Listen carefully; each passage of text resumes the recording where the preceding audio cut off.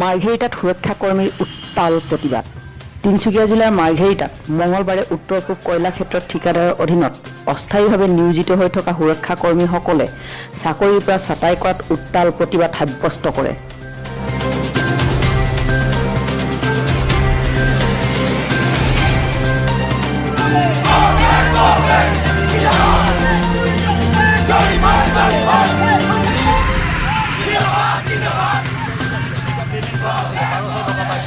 এতিয়া কেলে কোনো কৰিবলৈ নিবিচাৰে এক্সমেনবিলাক এতিয়া পে'মেণ্ট 25,000 পাব এক্সমেনবিলাকে আমি 12,000 পাই আছোঁ। এতিয়া 10টা ডিউটি পাওঁ 12টা ডিউটি পাওঁ তেনেকৈ আমাৰ ল'ৰাখিনি এডজাষ্ট কৰি আছোঁ, তেনেকৈও আমি চলি আছোঁ।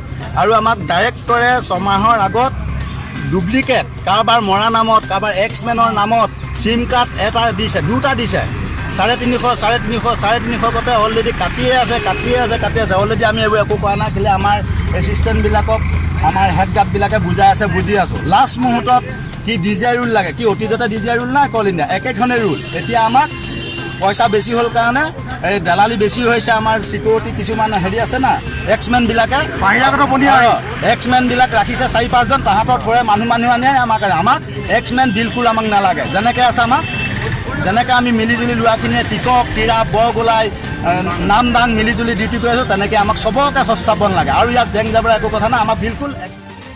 বহু বছৰ ধৰি সুৰক্ষাকৰ্মী হিচাপে মাৰ্ঘেৰিটা, লিডু, তিৰাপ, কলিয়ৰীত নিয়োজিত হৈ থকা সুৰক্ষাকৰ্মীসকলক আঁতৰাই অৱসৰপ্ৰাপ্ত সেনা জোৱানক নিয়োজিত কৰিব বিচৰাক লৈ পৰিস্থিতি উত্তপ্ত হৈ পৰে।